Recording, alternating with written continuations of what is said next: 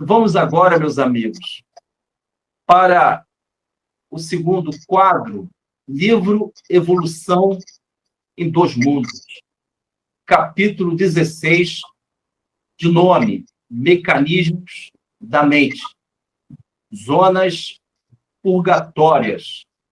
O livro Evolução em Dois Mundos, a exemplo dos demais, foram psicografados pelo Francisco Cândido Xavier. E o assunto que nós estamos estudando, selecionado para hoje, reflexão mecânica. Este assunto diz respeito a um fenômeno que ocorre com todos nós, que são chamadas telas temporárias. Telas temporárias. Como é que nascem essas telas temporárias? Sabemos que a nossa mente, em dado momento, vem em nossa mente imagens que nós não controlamos, às vezes. Nós não conseguimos controlar. Então, são imagens, são formas que nós observamos no nosso campo mental. E, segundo André Luiz, o mentor André Luiz, essas imagens que ele classifica como telas temporárias, elas se apresentam como reflexão mecânica. Ela acontece. Mas por que isso acontece? Porque em vidas passadas eu criei hábitos, vícios de comportamentos que geraram em mim essas fixações, essa ideia dominante. Se no passado eu vivi, por exemplo, o alcoolismo, em encarnações anteriores eu vivi o alcoolismo, os hábitos de eu sempre ingerir aquelas bebidas pesadas, os excessos, criaram no meu psiquismo aquelas imagens, além do próprio vício, que geraram condicionamentos e esses atos mecânicos que acontecem na encarnação presente. O meu passado ele não é anulado de forma improvisada. Não basta eu falar não. É necessário a reforma íntima, a transformação. E segundo o nosso André Luiz, neste capítulo 16 do livro Evolução em Dois Mundos, a nossa memória espiritual, ela irradia informações para o tempo presente. Tenho muitas vidas e estas memórias, elas armazenaram todas as informações, progressos, avanços espirituais, equívocos, violações. Nesta memória que se encontra no perispírito, esta memória, ela armazena tudo isso. E em dado momento, em algumas idades, eu vou viver as expiações, as provas necessárias para que eu possa alcançar a personalidade em Cristo. E vão existir diversos desafios. Então, numa certa idade, provocados por circunstâncias, exemplo, casamento, pode ser um casamento de resgate espiritual, não será um casamento de almas afins, almas gêmeas. Certamente, a maior parte dos casamentos aqui no planeta Terra são casamentos kármicos, expiatórios. Quando eu me caso, eu vou abrir ali um cenário, uma nova etapa da minha reencarnação, em que vai desencadear, eis é o gatilho, do meu passado, como eu fui um cônjuge, como é que eu fui como companheiro. Se o meu passado reapresentar com valores, progressos espirituais, eu serei um grande parceiro. Mas se meu passado for um passado de equívocos, em que eu não consegui regenerar, eu não consegui agir de forma equilibrada perante o meu cônjuge. Então, virão não somente as emoções, segundo André Luiz, vão se apresentar incrivelmente, acreditem, vão se apresentar imagens, que podem ser diversas imagens, vão se apresentar emoções desequilibradas, vão se apresentar sensações, às vezes de irritabilidade ou de paz, depende do meu passado. E segundo André Luiz, tudo isso ocorre com uma espécie de reflexão mecânica. É de forma mecânica, vai acontecendo naturalmente. Mas eu não posso aceitar esse automatismo. Eu preciso desenvolver a renovação do espírito. Substituir esse automatismo, essa vida mecânica de aceitar meu passado, que às vezes é um passado de imperfeições, eu devo negar isso. Mas negar como? Comportamentos equilibrados, disciplinas espirituais. Como diz Emmanuel no livro Consolador, a disciplina antecede a espontaneidade.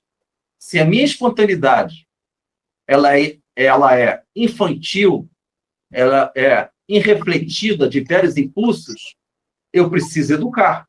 Senão, todos aqueles impulsos, temperamentos difíceis, vão se apresentar de forma automática. E eu não posso permitir que as minhas imperfeições possam determinar o meu destino, que aí eu perco a minha reencarnação. Eu vou perder a vida, eu vou perder a grande oportunidade de viver o Cristo em nós. Como diz em uma das cartas de Paulo de Tarso, andai como filhos da luz. E ele, em outra carta, diz, já não sou eu que vivo, mas é o Cristo que vive em mim. Dia após dia, morro. Então, meus amigos, para evitarmos essas reflexões mecânicas, esses automatismos de velhos comportamentos, hábitos nocivos, vícios venenosos, que estão acontecendo no nosso campo emocional, prejudicando a minha vida e a vida das pessoas que vivem comigo, eu preciso renovar o meu espírito. E, para tanto, Jesus falou em seu evangelho, quem quiser seguir os meus passos, negue a si mesmo, tome sua cruz e siga-me. Norma, você pode ler, por gentileza, a questão 614 do Livro dos Espíritos, em que, meus amigos, Allan Kardec pergunta o que se entende por lei divina ou lei moral. É próximo disso. E tem uma parte da resposta que diz o seguinte, que nós só seremos infelizes quando nós nos afastamos das leis divinas. Olha que interessante. A nossa infelicidade, às vezes nós cogitamos que nós somos infelizes porque nós não casamos, porque a gente não tem um carro importado, porque a gente não tem aquilo. Aí chega o Livro dos Espíritos, isto é, o mundo superior, coloca em resposta, menciona na resposta 114, que diz que só seremos infelizes quando nos afastamos das leis divinas. Não tem nada a ver de eu não ter conseguido casar, de ter um carro, de ter isso, ter aquilo. É o nosso afastamento das leis divinas. Eu devo estudar as leis divinas. Lei de causa e efeito, lei de adoração, lei do progresso. Estou progredindo? Sou útil a alguém em minha vida? Então, a nossa felicidade está na aproximação com as leis divinas, em atos, pensamentos. Você pode ler, Norma, por gentileza? Pois não, é da parte terceira das leis morais, né, capítulo 1, caracteres da lei natural, que se deve entender por lei natural. A lei natural é a lei de Deus, é a única verdadeira para a felicidade do homem. Indica-lhe o que deve fazer ou deixar de fazer, e ele só é infeliz quando dela se afasta. Muito agradecido, Norma. Vocês percebem, meus amigos, que seremos infelizes quando nós nos afastamos das leis divinas?